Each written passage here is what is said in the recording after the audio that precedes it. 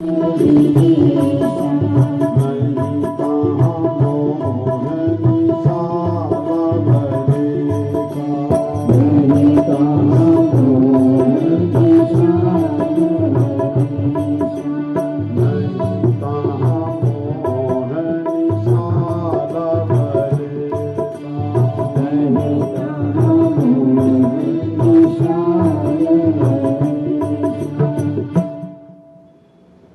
ये संवाद है। अब शंकर पार्वती जी कहते हैं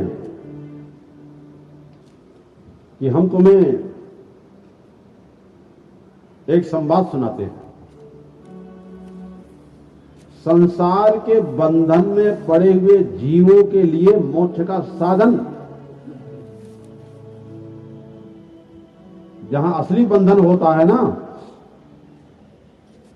वहां मोक्ष को साधन करने की आवश्यकता होती है। और जब बंधन केवल भ्रम ही होता है, हम बंधे हुए हैं ये भ्रम ही होता है, तो वहां तो अज्ञान से ही बंधन होता है ना।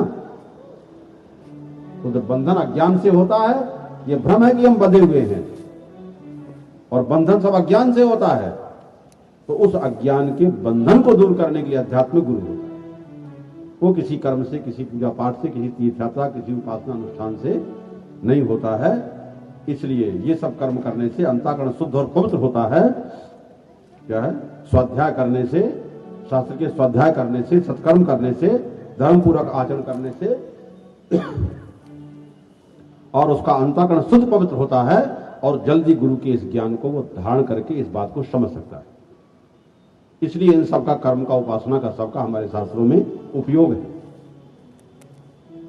वहां प्रमा से ही मोक्ष हो जाता है। प्रमा माने यथार्थ ज्ञान के द्वारा ही मोक्ष हो जाता है। बस यथार्थ ज्ञान से ही मोक्ष हो जाता है, क्योंकि अज्ञान से ही बंधन है और भ्रम से ही बंधन है। और अगर स्वरूप से बंधन हो तो कभी बंधन से मुक्ति नहीं हो सकती है। अज्ञान से बंधन है तो ज्ञान से मोक्ष हो जाएगा। जिस समय हम अपने को बंधा हुआ मानते हैं ना, याद रखना उस समय भी बंधे नहीं हो हम तुम, पर मान रहे हैं, और मानी मानी बंधन में आए। और जिस समय तुम खोले रहते हो ना, उस समय तुम खोले नहीं हो, सदा एक रस ही है। अज्ञान की दृष्टि से ज्ञान है, अज्ञान की दृष्टि से ज्ञान है, और ज्ञान अज्ञान का भेद है। अज्ञान की दृष्टि से अगर नासमझी का बंधन है अज्ञान से, तो न समझदारी मिट जाती है। ये नियम होता है। इसलिए उसके बारे में बैठ करके ठीक से श्रवण करना चाहिए। तो सुनने से ही तो हर चीज ज्ञान होता है ना। तो इसी प्रकार से मोक्ष का साधन बताया गया है। कहते हैं एक दुर्लभ वृतांत है, राम, सीता और हनुमान जी का संवाद। भगवान राम ने देवकंटक को मारा। भगवान राम ने किसको मारा? देवकंटक। देवकंटक कौन है? अरे देवताओं काटा कौन था? रावण। उसे देवकंटक कहा जाता है। क्या है? लोग कहते हैं ये हमारा कांटा है, इससे मरवा देते हैं ना बड़े लोग एक दूसरे को।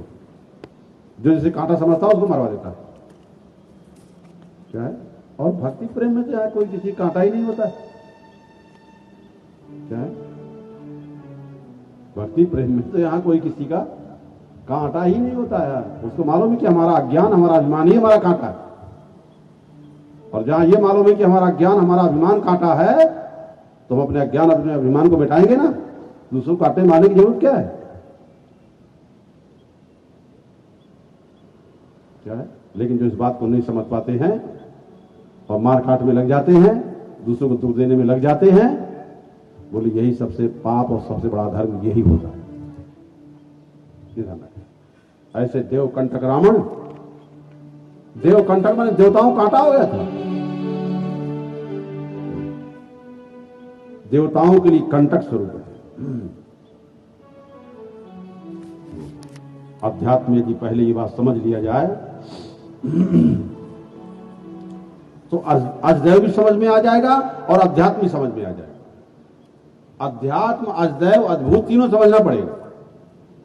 नेत्र समझना पड़ेगा और नेत्र से रूप दिखाई पड़ता है ये भी समझना पड़ेगा, और जिसके प्रकाश में हमारी तुम्हारी आंखें सभी दुनिया देख रही है रूप को, हमारी आंख अलग अलग है और रूप भी अलग अलग है, एक ही रूप को, लेकिन प्रकाश भी तो एक ही है ना। एक ही प्रकाश में हमारी तुम्हारी आंखों में से दिख रहा है कि अलग अलग आंखों के लिए अलग अलग सूर्य का प्रकाश रहेगा? बोलो, ऐसे सारे संसार के मनुष्यों के लिए अलग अलग परमात्मा नहीं हो सकता है। ये वेद वेदांत की घोषणा है। ये तो तरह तरह से मनुष्यों ने सब संप्रदाय बना रखे हैं, सब आदमियों के बनाए हुए हैं। क्या है, चाहे ईसाई धर्म हो, चाहे इस्लाम धर्म हो, चाहे बुद्ध धर्म हो, चाहे ये धर्म हो, चाहे वो धर्म हो, जो कितने भी दुनिया में जितने भी है ना, वो सब आदमियों के बनाए हुए हैं। अब आदमी के बनाए धर्म कब तक रहेंगे हम तारीख तो नहीं बता सके, लेकिन जब जो चीज पैदा हुई तो उसको मरना पड़ेगा, नहीं मरना पड़ेगा, बताओ जल्दी बोलो। जो चीज पैदा हुई तो मरेगी नहीं मरेगी, लेकिन जो पैदा ही नहीं हुआ है वो कैसे मरेगा, वही है सनातन धर्म, और हम उसका वर्णन करते हैं, उसकी परंपरा से हम वर्णन कर रहे हैं। ध्यान रखना है। तो क्या है, तो इसी प्रकार से उसका एक गुरु होता है, फार्मूला मालूम पड़ता है। फार्मूला क्या है? नेत्र क्या हो गया? अध्यात्म हो गया। सूर्य क्या हो गया? अजदैव हो गया, देवता हो गया। सूर्य देवता हो गया ना, और ये रूप दिखाई पड़ता है ये भूत हो गया, अद्भुत हो गया। बोले कितनी एकता है तीनों में। वही ये रूप में है, वही एक रूप में नेत्र देख रहा है, वही प्रकाश बन करके दिखा रहा है, और वही ये रूप बन करके दिख रहा है। ध्यान रखना है जरा। हम तुम्हें दिख रहे हैं, तुम हमको दिख रहे हो, तो क्या हम तुम अलग अलग हो गए क्या? बोलो, अलग कहां से हो गए? तो अलग ये जो हो गए, ये सब अज्ञान की उपज है, और ये यही सबका भेदन करता है। भेदन माने दुख देता है, तकलीफ देता है। जहां तीनों विरोध हो जाए, अध्यात्म, अजदैव, अद्भुत, जहां तीनों विरोध हो जाए। बोलो, सूर्य बोले कि नहीं हम तो तुमको दिखाएंगे नहीं, और तुम आंखें बंद किए रहो, ये सामने दृश्य ही ना हो, तीनों विरोध हो जाए, झगड़ा हो जाए, तो क्या होगा? बोलो, ये बताओ, फिर कैसे काम बनेगा? तो सूर्य में, हमारी आंख में, और ये सामने जो रूप दिखाई पड़ता है, इनमें कभी झगड़ा विरोध नहीं होना चाहिए। नेत्र से बढ़िया रूप को देखो, ये भगवान के प्रकाश में देख रहे हो। ऐसे हमारी बुद्धि से जो भी समझ में आ रहा है, भगवान के प्रकाश में बुद्धि प्रकाशित हो रही है, इसे भूल मत जाना।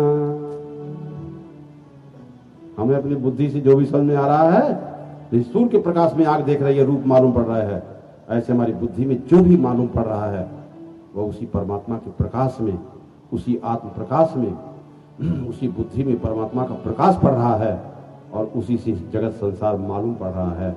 अपना पराया, अच्छा बुरा उसी मालूम पड़ रहा है। ये ध्यान रखना है। तो ध्यान रखना है, एक इसका एक फार्मूला होता है, और कोई भी फार्मूला, कोई भी गुण, कोई भी गुरु से आता है। क्या है? गणित लगा के बताते हैं ना शिक्षक लोग, माना मूलधन 100 है, मान लेते हैं, और उसी से गणित लग जाता है। तो उसका एक गुरु माने फार्मूला मालूम पड़ जाता है, लेकिन वो मालूम कब पड़ेगा? जहां कहीं तीनों विरोध हो, वहां पकड़ लेंगे कि ये गलती हो गई। जहां तीनों में विरोध हुआ कि पकड़ लेगा कि गलती हो गई। फार्मूला है ना।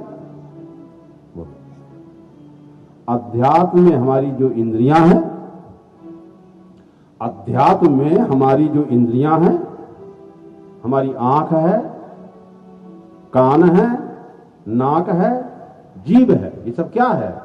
ध्यान रखना, ये सब देवता है। जैसे बाहर देवता है और आकाश में जैसे सूर्य देवता है और उसी की शक्ति है नेत्र देवता, और उसी से देख रही है रूप दिखाई पड़ रहा है। बोलो, देवता तो एक ही रहेगा ना, नेत्र तो अलग अलग रहेंगे, लेकिन सूर्य देवता तो एक है। ऐसे जल तो एक है, हमारी सबकी जीभ अलग अलग है, रस का स्वाद होता है, और उसी रस से सारे पेड़ पौधे, सारी वनस्पतियां, औषधियां, धन धान उसी से पुष्ट होती हैं, उसी से फल फूल उसमें आता है, उसी में रस आता है, और वही हम तुम खाते तो जीवित होते हैं। तो देवता की जरूरत है कि नहीं? जल देवता, पृथ्वी देवता, सूर्य देवता, अग्नि देवता, हवा देवता, पवन देवता, सब देवता है। ये देवता कैसे? आंख, नाक, कान, जीभ, ये सब देवता है हमारे अंदर। जैसे समष्टि के देवता है, ये संपूर्ण प्रकृति में जैसे देवता है ना, ऐसे व्यष्टि में, इस शरीर में भी देवता होते हैं। बाहर जैसे देवी देवता है ना, ऐसे तुम्हारे शरीर में भी सब देवताओं की शक्तियां विद्यमान है। बाहर कहीं भटकने की जरूरत नहीं है, और कुछ बनाने की जरूरत नहीं है झंझट करने के लिए। क्या है? राम कथा से ये समझ लो,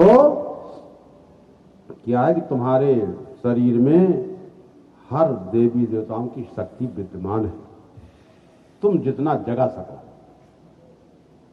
जो जितना तुम जगा सको, पर तुम्हारी समझ तो ऐसे हो गई है कि सब देवियां बाहर हैं, सब देवता बाहर हैं, और तुम भटकते रहते हो। और वही बात हम समझाने आए हुए, और हमारी बात तुम भूल जाते हो हर बार। यही की चीज हमको मालूम कैसे पड़ती है? ये देवता कैसे है बोलो? नेत्र से हमें मालूम कैसे पड़ता है? कान से हमें शब्द मालूम कैसे पड़ता है? नाक से गंध मालूम कैसे पड़ती है? त्वचा से छूने से कोमलता, कठोरता मालूम पड़ती है। कैसे मालूम पड़ती? इनको मालूम कराते हैं कौन? ये शब्द को, स्पर्श को, रूप को, रस को और गंध को प्रकाशित करते हैं। ये देवता के काम है। शब्द, स्पर्श, रूप, रस, गंध को प्रकाशित कौन करते हैं? देवता करते हैं। ये देवता के काम है। सूर्य प्रकाशित कर रहा है। उधर सूर्य क्या प्रकाशित कर रहा है मालूम है? अरे सूर्य जो है वो रूप मात्र को प्रकाशित कर रहा है। अब हमारी तुम्हारी आंख खराब हो जाए तो सूर्य का दोष क्या है? देवता का दोष क्या है? नेत्र का देवता कौन है? सूर्य। कान का देवता कौन है? दिशाएं। दिशाएं। कान का देवता कौन है? दिशा। और नाक का देवता कौन है? अश्विनी कुमार। और जीभ का देवता है वरुण। ठीक है? और हाथ का देवता है इंद्र। हमारे तुम्हारे सब शरीर के इन इंद्रियों में सब देवताओं की शक्ति भरी है। इसलिए आंख उसको देख रही है। सूर्य रूप प्रकाशित कर रहा है ना। सूर्य निकला किस लिए है? सब रूप को दिखा रहा है ना, कि नहीं देख रहा है? इसी बिल्डिंग भी देख लो, इसी में वो सामने पेड़ पौधे लगे हैं वो भी देख लो, तरह तरह के रंग रूप बैठे हो तुम, वो भी सब देख लो ना। उसी सबको प्रकाशित करने के लिए, सबको दिखाने के लिए सूर्य देवता है। अच्छी बुरी सब बात सुनने के लिए ये कान देवता है।